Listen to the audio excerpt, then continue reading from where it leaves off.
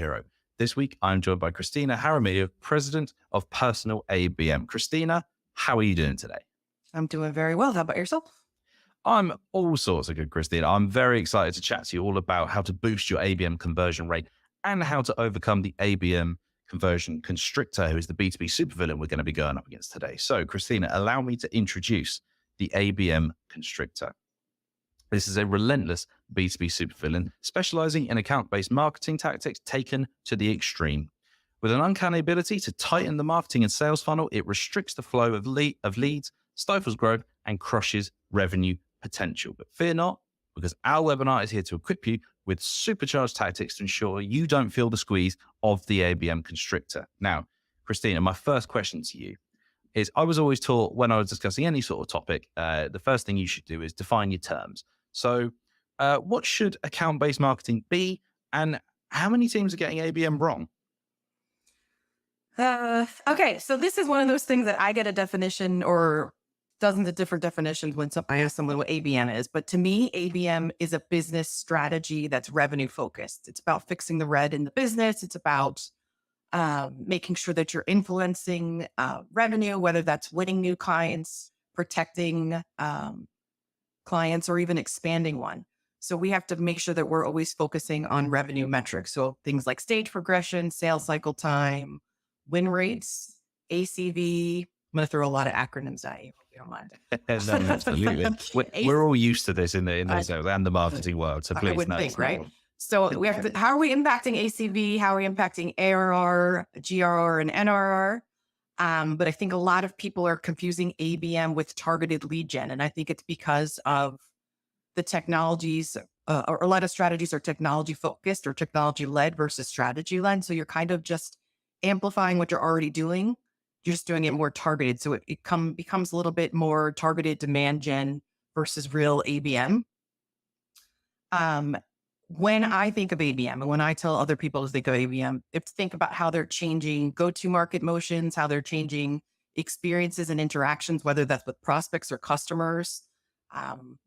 This helps with accounts. So accounts don't get stuck if you think about it that way. And when I mentioned that we're doing targeted demand gen, it's more about focusing on sourcing the pipeline, where to me, ABM is about getting accounts to revenue faster and potentially at a higher contract value and higher revenue. So that's where I think of what ABM should be, revenue focused. And when you asked about people that are getting it wrong, I think it's not, they're doing it on purpose. It kind of just being tech driven versus strategy driven. So I was speaking to a CMO a couple of months ago. They were selling a sales and tech platform. I asked her about her ABM strategy. And instead of going into what it was, she said, we're using demand-based, we're using Terminus, we're using 6 Sense, we're even a case study for 6 Sense. And I said, okay, you told me the platforms you're using, but what does your ABM strategy look like? So we dug a little deeper, and she said, the successes that we're seeing is that we're getting a pipeline. So we're no problem with that. But we are having issues with stage progression, accounts going dark, or even accounts being lost to our competitors. So we realized that they were using it for the top of the funnel, where I see ABM having better success at middle to the end of the funnel. So do you have any more examples of any real world examples of how ABM's been using ineffectively as well? As you've given us one. Have you got any others for us? Yeah, I do. I actually had a client that we onboarded a couple of months ago. They are a call center AI firm. So they were selling AI into organizations that have call centers. They were targeting banks in this case. They were building pipeline, again, with an ABM tech. They were using demand base, but they were getting accounts engaged, but they weren't progressing. So we took a look at what they were doing, and the content that they were sharing is they were sharing content with a particular bank. I could talk about this because we've already, discussed it with them, with Bank of America. And they were getting traction with them, but for some reason they went dark. And it's because they were not relevant to Bank of America. They were talking to them about generic benefits that they could offer versus what was going on in Bank of America as a company. So they were trying to sell them on AI, and Bank of America already had dozens of patents that they created internally on AI. So that kind of content really wasn't going to move the needle. They weren't aligning with the strategic priorities, and they weren't saying, here are the gaps in the AI that you've already um, created in house. Here is where we can overlay and save you time by having to either revamp what you've already done or fill in the gaps and create a better user experience for your customers. So that was something that it was, they were doing ABM to a certain degree, but it wasn't like to the full extent, especially when it came to a real high value. This was like a client that was going to be worth at least 6, 7 figures. So it Yeah, was definitely 100%. relevant. You spoke a little bit about the misalignment of your Bank of America example there. What, as well as alignment, what are some other key elements of a successful ABM strategy? First of all, I think a lot of people have to figure out that or think about it as a business strategy. So there has to be change management. You have to have sales bought in. You have to have customer success if your organization has that bought in. It's got to be a leadership initiative because it's very hard if it's just marketing to get late sales buy-in or if it's just an account-based play from sales to get marketing buy-in. You have to think about how we're going to go to market together. So when I talk to organizations, I can tell right away how successful they're going to be if they don't have senior leadership buy-in. And if it's just a siloed marketing play, sales play, or maybe even sometimes it is a retention expansion for customer success teams kind of play. So that change management really needs to be had first off. And then you also have to make sure that you have everyone's role. So what is sales going to do? What is marketing going to do? How are we going to come together as a team, not our own little siloed departments that we tend to see? And one of those things that people have to do is define the ICP as a team or just those accounts that you're going to use for your ABM approach. It can't be like sales will pick the leads and the accounts and then give it to marketing and they run with it, or marketing pick and run with it. There has to be a reason as why are we targeting these accounts? Is there a strategic priority they have? Have they shown intent? Do we have any kind of engagement? Are they potentially worthwhile to put into ABM? So it has to be, again, a team type of play. Mm. And I also think when you're doing ABM, you have to think about it for the complete buyer's journey. You can't think about it for just the top of the pipeline or the middle or the bottom, the whole thing. So how are we going to get accounts to move that are maybe stuck in status quo? How are we going to get accounts that have showed intent previously but became disengaged for whatever reason? How are we going to save or protect at-risk accounts because maybe the organization doesn't recognize the complete value that you're bringing? And also another key piece of this is content that you're going to create to support these things. So how are we going to support disengaged accounts with content? How are we going to support at-risk or existing accounts with content? And then the last parts of it are how are we going to integrate this whole approach with social, digital strategies, and then the tech piece can get involved. So once you've honed in on the rest of it, the tech is kind of the last piece, even though a lot of people try to purchase tech first and then do strategy later. It's an expensive mistake. Yeah, and just trying to sort of squeeze the jigsaw pieces together where they don't necessarily fit quite as well as they could have done, I suppose. Correct. So you mentioned about like content that you're putting out and creating that sort of thing. Um, how do you let me put this a different way. What's the difference between personalization and being personal in that content? How can marketers effectively tailor for target accounts? So when I say being personal, I mean you're actually relevant to the key stakeholder. So when people try to personalize, they're speaking at industries, they're speaking at personas, they're speaking at pain points. But when you speak to target accounts with personalization, you talk about what's going on in their organization, what's going on in their department, what's going on in their actual role, and they're part of that department. So you're speaking at the human buyers, the human behind the buying committee versus you're speaking to a marketing director or you're speaking to a sales leader. You're speaking to an actual, like I would speak to Joe versus whatever Joe is responsible for type of thing. Sure. And so what is the content that teams need for ABM? What are those pieces that you're creating? What does that look like? So what I've seen, what my team has seen a lot of content is thought leadership. So we're confirming things that our buyers might already know. It's telling the audience, they're smart, they're up to date, they know the issues and trends. So do we. That's great. but it doesn't really change the selling conversation. It doesn't sell the reason to change. It doesn't reframe their specific thoughts, their specific ideas, what they're doing now. The content that we create to support ABM and support sales is speaking to, it's taking thought leadership, but taking it one step further. So we're adding commercial insights.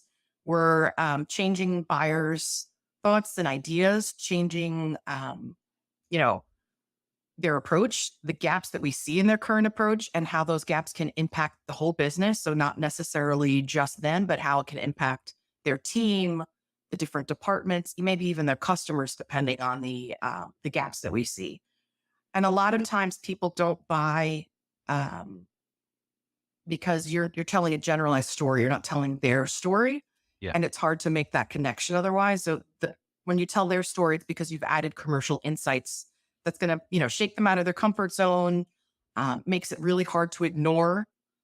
And if we can change these thoughts and ideas, we can change the assumptions, then it's easier to bring together the influencers, the decision makers, and try to build consensus in your direction, um, instead of just sharing information that they can find anywhere, or information that, they might already know because they're probably very self-educated.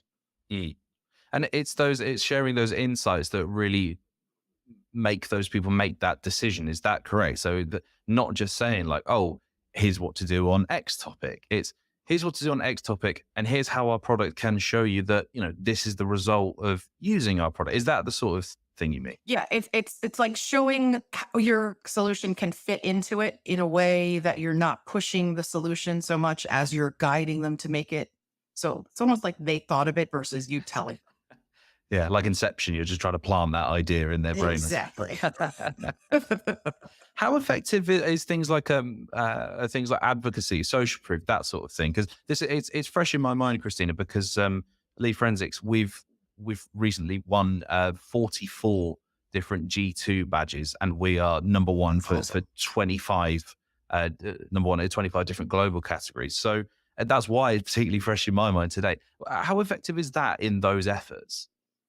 It's definitely complementary, because it's not just the company saying that you are great at what you do, or that we've filled XYZ. It's proof, like you said, social proof and examples.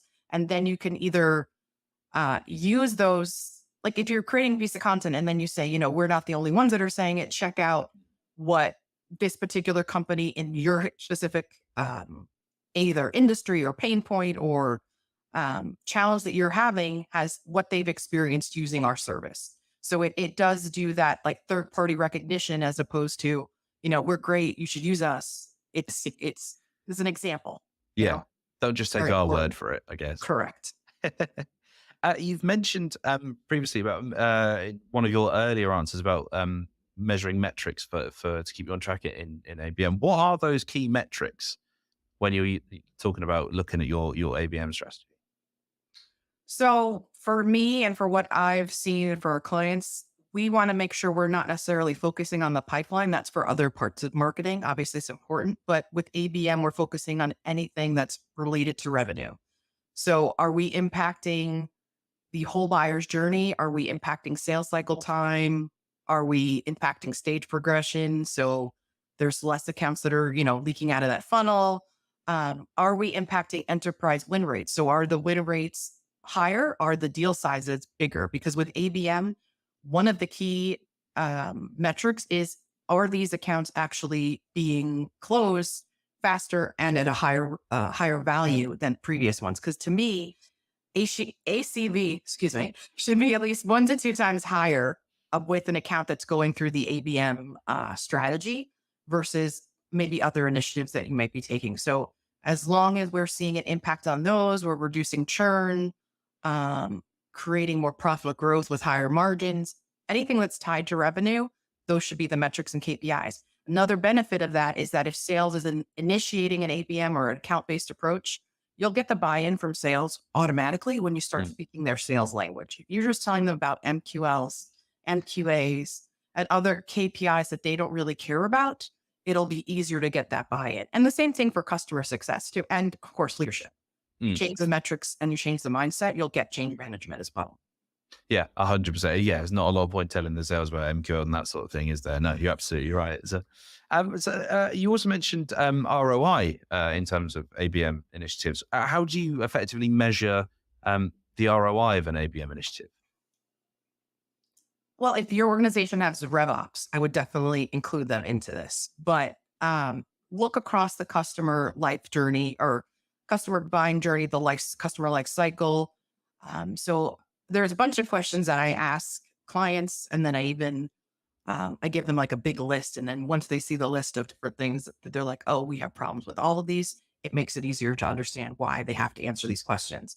So they should be looking for, when it comes to annual recurring revenue, what's keeping tier one accounts from entering the pipeline? How is the team attracting status quo accounts? So maybe accounts that weren't initially engaged. How are we bringing in a higher deal size? Are we being relevant for all across all channels? So does that mean that means is sales being as relevant as marketing? Is the website as relevant? Is anyone that's interacting with a customer or a buyer? Are we all saying the same thing? Are we all on the same page? And are we having the right interactions? Are we changing that conversation? Again, going back to GRR and NRR, are customers quantifying the ROI that they see from you at renewal time? Or is it that you have to kind of point it out to them? Is churn an issue for you guys? Is it killing the business? Are you just like popping up, getting new accounts and then losing just as many accounts? So it's kind of just like an in and out type of a process. How much margin growth are you leaving on the table with tier one accounts? So once you've identified those red issues in the business, then you can figure out how you can fix it. So if you're impacting any of these things, then you're getting the right return on your programs. The outcomes of your ABM program is definitely going to prove, you're going to prove it with the revenue metrics. Sure.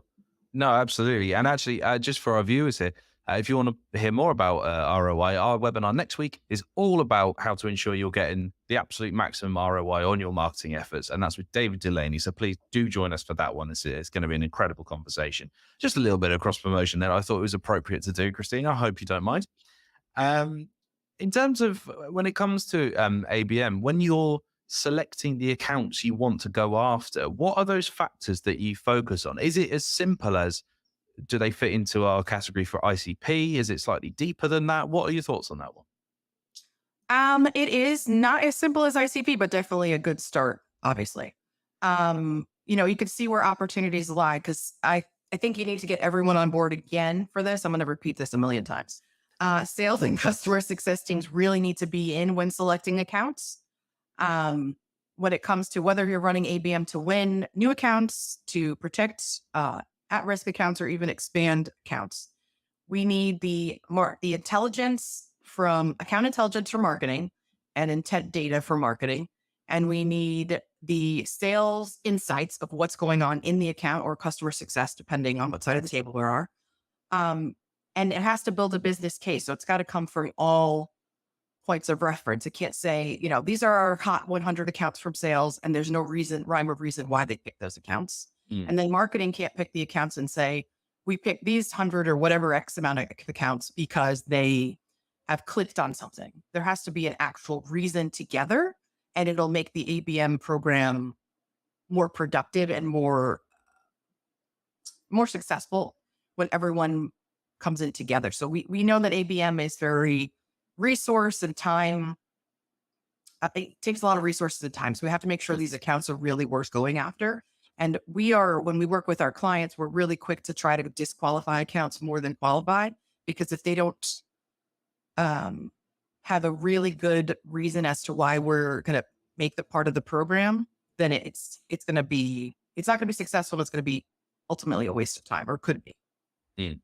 Yeah, 100%. So it's fascinating, that piece. It comes up time and time again. The more I do all the podcasts and webinars for lead forensics, is several things keep cropping up, but one that does keep coming up is, as you've just mentioned, there is the efforts between collaboration of sales and marketing. So within the context of ABM, what are the things that you consistently see the sales and marketing departments get wrong? Like, is it staying in those silos? How do How do you bring those two departments together, do you think?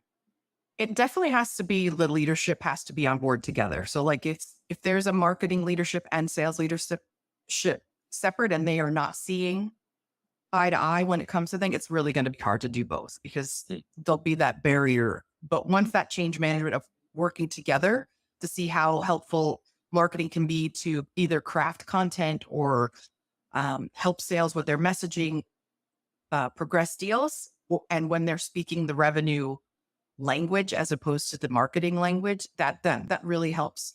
And I think it is just a matter of I think there's the misnomer with ABM, account-based marketing. It really is. I'm sure you've heard this account-based strategy, account-based experience, whatever you want. Just focus on the account-based approach of it Mhm. to know that it's for everyone to work together. And when you are not working together for a common goal, you might get some success. But I think a lot of people will either not see success within 30 days or 60 days and then abandon account-based approaches, or think because it's called account-based marketing that it is only a marketing thing and that sales should not be involved. So if you just focus on the account-based aspect of it, of how we're going to work together to close revenue, because revenue is everybody's responsibility, not just sales, um, not just a little bit of marketing and not just customer success. I think that's, if we can all speak the same language as much as possible when it comes to that, I think that's going to make it more successful. 100%. I know for a fact our CEO he's obsessed with goal setting. So as long as it's been explained like what the goals are to each department, and is a collective effort, I think you're absolutely right. You should hopefully would see slightly more success with that one. Something else that I want to ask you about, and I do wonder if one of my other favorite topics, AI, might come up with this in your answer to this. But in terms of scaling your ABM efforts, how would an organization go about scaling their ABM efforts, but not losing that personalization piece? That's a good question. And AI is definitely coming up more and more, obviously. So before scaling, I really think people need to focus on the one-to-one and getting the relevance and the personal aspect down with those more high value accounts, see what's working, what's not. And then you can take the learnings to scale to the one to few and one to many, which are campaign based, or maybe they may be AI based, integrating with that. Cause I know a lot of those platforms are adding an AI aspect, but starting with those one to one interactions and trying to hone them in, because I won't say perfect because everything's always evolving. You can't perfect it, but to hone in what's going to resonate with your target market on the one to one level, then you're obviously going to be able to be more relevant to the campaigns. And then when you add in the AI, it'll be more relevant as well because you'll have that message already, um, you know, resonating with people. That's fascinating. And like I say, it's the topic of AI completely fascinates me. I'm asking everybody about it. I'm just trying to get as much knowledge about it as possible. But um, uh, Christina, I am going to start to wrap up our conversation and draw it to a close. You've offered up so much value for our audience here, so I don't want to, but unfortunately, we are going to be short of time shortly. However, just before I come to you for one final point, it's obvious that many superheroes have the power of invisibility. So wouldn't it be amazing if you could identify the invisible B2B visitors to your website? That is, in essence, what Lead Forensics does. It's software that tells you which B2B visitors are on your website, what pages they've clicked through, links they've clicked on, how many times they've visited, and all in real time.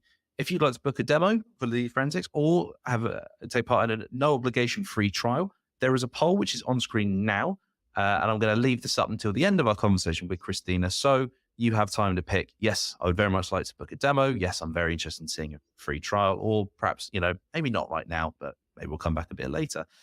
So like I say, I'll leave that up on screen for you now. There is also a link, which I'd very much appreciate if you'd fill in. It's our webinar feedback survey form. If you click on that, tell me what you loved about this webinar, and I'd very, very much like to hear from you. So then, Christina, we're going to come back to you now. As I say, you've offered loads of takeaway tips in our efforts against the ABM Conversion Constrictor. But if I could ask you for just one top tip, one absolute golden rule that you like to offer to everybody watching this webinar here today, what is the most important thing they get right about their ABM efforts? Make sure there is relevance and personal to the target accounts that they want to win, protect, or expand. Because once you start doing that, then everything else kind of gets stronger. I mean, it doesn't have to necessarily be the things that we talked about today, can't be with every account. But if you are as relevant and as personal as you can and speak to the actual buyer as opposed to what they look like on paper or in a spreadsheet as a persona or an industry, then it will impact your efforts. Excellent stuff. Well, Christina, thank you so much for sharing your B2B superpowers with us today. Keep an eye on Lead Forensic Socials for news of our upcoming webinars, including the one I mentioned earlier next week with David Delaney, all about ROI. And we will see you again very, very soon. Christina, once again, thank you so much for joining us. Thank you for having me. I appreciate it.